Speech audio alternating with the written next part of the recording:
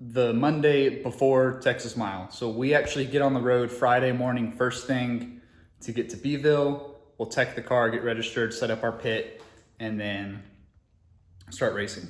A lot of little things have changed on Ricky. Nothing like huge, major, drastic. Well, one thing definitely big and drastic that I'm finishing up tonight is going on. But so there's gonna be a lot of, I'm just gonna put some clips up here of just showing you some small stuff that I filmed from the last dyno video where we made 594 to now. We'll just start real quick with some coils. So I've switched the car to the Holley Hyperspark coils and a little better coil wire. And then it has its own dedicated wiring harness now that goes straight to the battery.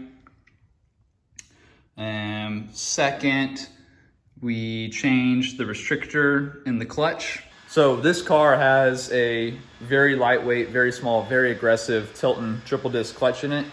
And I went to that clutch to get very little moment of inertial weight on the back of the motor. The entire clutch assembly is like 18 pounds. But it's so aggressive and it hits so hard that it can really mess up the transmission and drivetrain components. So Tilton actually makes this little black dude, and that's a flow control valve. It's basically a one-way valve that that attaches directly to the back of the master cylinder. When I press the clutch pedal, it allows full fluid flow around the restrictor. But then when you come off the clutch pedal, all the fluid has to return through a restrictor. And the restrictors are adjustable, or they make different restrictors to put in here. So you can really fine tune how softly or how aggressive the clutch hits the car. Right now I have the smallest restrictor in it, but what's happening at really high RPM and high power, I'll do a quick shift and get back on the gas and the clutch, the RPM will surge a little bit and then come down in like 0.3 seconds. It's really fast, but it's still slipping a little bit. And so I'm gonna go to the next size bigger to let more fluid evacuate the slave cylinder so the clutch applies a little quicker on the shift. So I got to get that swapped out and then bleed the clutch system again.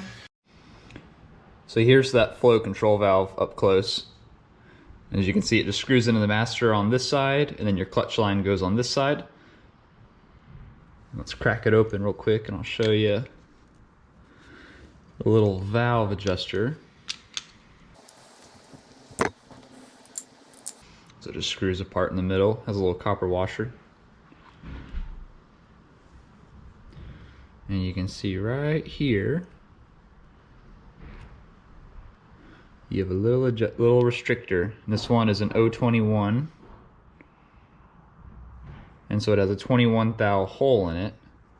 And they also have an 028 and an 040.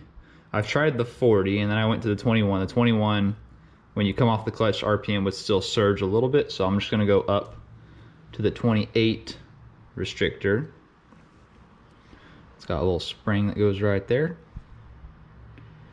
And again, when you press the clutch pedal, all the fluid goes around the restrictor. But then whenever the fluid comes back, it has to go through the restrictor. So you still get a really quick disengagement, but your re-engagement is metered. So you're not just breaking and slamming that clutch against all your drivetrain components. Pretty trick. Tilton makes this, and you can use this with any clutch. You don't have to use this with only Tiltons. It'll go in any line. Really cool little part they have. It's tiny. This little thing can make such a big difference in not breaking axles or drivetrain components on hard shifts with a really stiff clutch. Most clutches that are on the street have what's called a sprung hub, so the clutch itself absorbs a lot of that shock load, but this Tilton just has 3 plates that are solid, and so there is no absorption, forgiveness, or whatever you want to call it. So I'm gonna pop this back in the car and then bleed that real quick. Here's a really cool trick for you guys. This is the Tick Performance makes this. It's a clutch speed bleeder line. And basically it has a check valve speed bleeder that you can just crack loose, and then I stick it back into the reservoir, and then you just start pumping the pedal. and it will bleed itself that way. And then whenever you're done, pump the pedal literally like, I don't know, 10 or 20 times, come back, cinch that tight, and you've got a bled clutch. So right now it's in the reservoir. I'm just slowly pumping the pedal. And in the beginning, you'll actually watch the fluid go down as it pushes air out of it. But now you can see no bubbles coming out of the reservoir, and the fluid level's not changing anymore. So I know now the clutch is completely bled. And then I'll just tighten it. Come back, and then just tighten that fitting down again. Done. Inside the car, Muscle Rod Shop welded up this super sick, nice band. I mean, it is a finger's width from the headliner parachute release. I mounted the CO2 tank on that bar, but depending on time, I may not be able to get that plumb to this. I don't know. We should have enough time, but that's like the last thing on my list because it functions. I can throw it manually, and the convenience of the red button there is just a convenience. The really cool thing though is back there. Yes, sir. Ricky's getting the go-go juice. So today I need to finish. I've already put the nozzle right about there, and the solenoids are mounted on the intake manifold. You can see the other one just hiding back there. And I'm basically just finishing up the wiring. I've got a relay to add. I've already ran a line for the nitrous feed back into the car and then down the passenger side. And I'm waiting on one more fitting to come in so I can adapt. I used to run, this is the factory fuel pump feed line. This used to go straight to my high ram before I did the dedicated fuel system for the motor with the Aeromotive eliminator pump. So now I'm just gonna take this from a -6 to a -4, run it up and into my fuel solenoid, and that will spray into the nozzle. This is like NOS's babyest single nozzle kit. The solenoids can only flow 150 horsepower worth of nitrous, but that will be more than enough to seal the deal on 200. On paper, I'm staying optimistic, but on paper, the car should only do like 194, 195. I really want to go 200 this weekend, so hence nitrous. And the short block, when I built this motor, it's a, for those who don't know, it's a 13-to-1 compression, 402 cubic inch LS3 based engine. It's a Gen 4 LY6 iron engine block. It's got ARP main studs, ARP 2000 head studs, Smedding 4-inch crank with Smedding 6125 power rider rods, and it's got the Summit Pro LS pistons that are made by Wiseco. And the pistons themselves only have like a 5cc dish, and the short block itself is set up for like 1200, 1300 horsepower. The ring gaps are huge. The bearing clearance is not big, but it's on the bigger side. It's like 2.5 mains, 2 on the rod. So really not huge because everything's so strong. It's not gonna flex too much. Anyways, so to get that much compression out of it, I cut the heads 100 thou. I'm getting off topic and starting to ramble. The short block can take a lot of power. So the 150 shot should be nothing, even though we are gonna be spraying it for about 20 seconds in 5th gear, maybe 15, since we're gonna go a lot faster now, up to the mile point. But anyways, for the extra security of all that, I also got a barrel of VPX98 fuel, which is 98% ethanol and has a rating of 120 octane. So that when the cylinders do get really hot, because I'll be in 5th gear, 7,400 RPM, just singing the motor out there in the RPM, it's gonna get hot. It's already 13-to-1 compression. And so I want the extra security of a really high octane, really high ethanol content fuel to keep everything cooled off and try to save the head gaskets. 150 shot again is nothing for a built motor, but again, it's gonna be for a long time.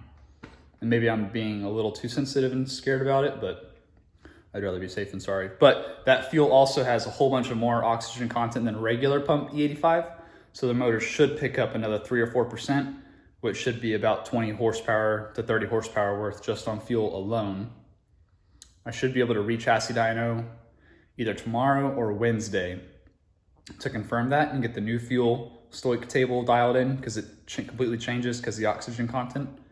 And then we'll do probably a small nitrous hit on the dyno just to make sure that the jetting is correct for that type of fuel. And then when we go to the mile, we'll start with like a 50 shot and then work our way up. But that's where we're at right now. I'm just putting the nitrous system straight on a button on my steering wheel. Ugh. So right here, the red will be red for stop. So that'll be the parachute, and then green for go will be nitrous. And I will be traction limited, so I'll probably only spray it in maybe third, but definitely only fourth and fifth. And so I'll just hit the button when I'm in those gears and hold on to it and just freaking send it. Everything else is coming along cool. If I have the time, I do want to try setting up a no lift shift point in the car, because it does have a faceplated transmission, which as long as you have a small reduction in engine torque, you can flat foot shift it with no clutch and just click it into the next gear. And so what I'm thinking about doing is setting a rev limiter to start at 7,600 RPM. So it'll come up, pop, hit 7,600 RPM. And the normal rev limiters, you hit your rev limiter and you're just like, and you're staying up there. Well, that's because it's oscillating between a resume and a stop RPM limits. And that's why. So it hits the rev limiter, it starts the rev limiter, and then it RPM waits till it drops, and then it resumes. So it pops up and down. So my theory is if I set it to start the rev limiter at 7,600, so I'm full throttle, boom, at 7,600, the motor gets cut. And I don't let it resume until 1,500 RPM less or so. We'll have to test that number. So then the engine cuts. As soon as I feel it cut, I can click the next gear. That changing gears will then force the engine down in RPM. It should bring it down below the RPM resume point, and then will give me full power again, almost basically immediately. So I do want to try to test that if I have the time to. If not too big a deal.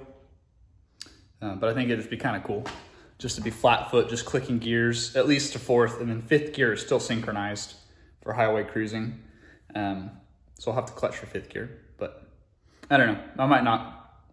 Time will tell. I don't know. Right now, I do know I need to finish wiring nitrous so that my button works, put the battery back in the car, and run this thing out of gas, because it's got pump 85 in it right now. So I'm just gonna drive it till it runs out of gas, basically, right around my house, and then immediately fill it up with X98 and flash a new tune, and be ready to party. Got the nitrous system like 98% done. I'm waiting on a couple pins to come in for this really nice Dutch connector, or Dutch, however you pronounce it. They're super nice automotive connectors. And I'm waiting on a couple of the terminal pins to come in tomorrow or Wednesday. I have to check the tracking. And then I can put that and run all of my steering wheel buttons through it, and then I can pin in the button for the nitrous activation. So that's it for tonight on Rick. Everything else is pretty much done.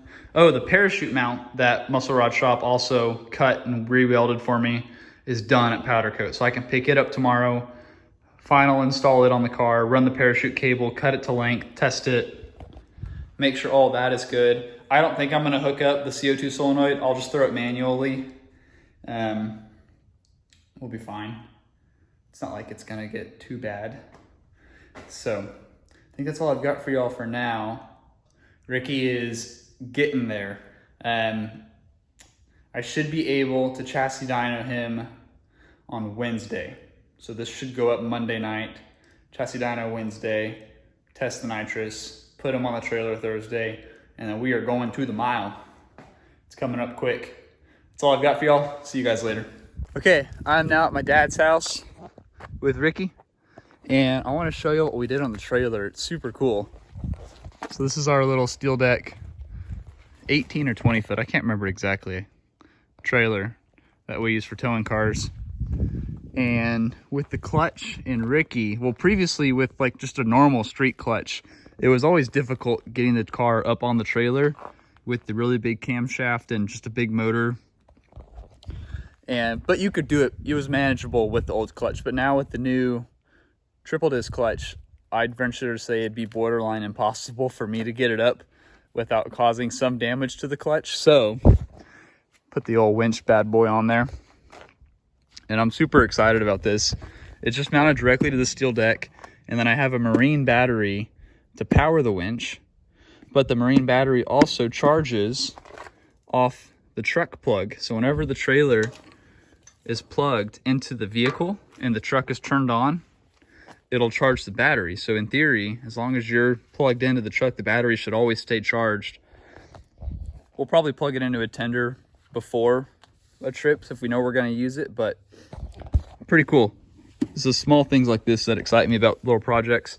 And then we're going to mount another little box on this side to put straps and maybe a breaker bar in case we need to change a tire for the spare and you don't have a toolbox because we're not towing to the races. But anyways, pretty cool little setup there.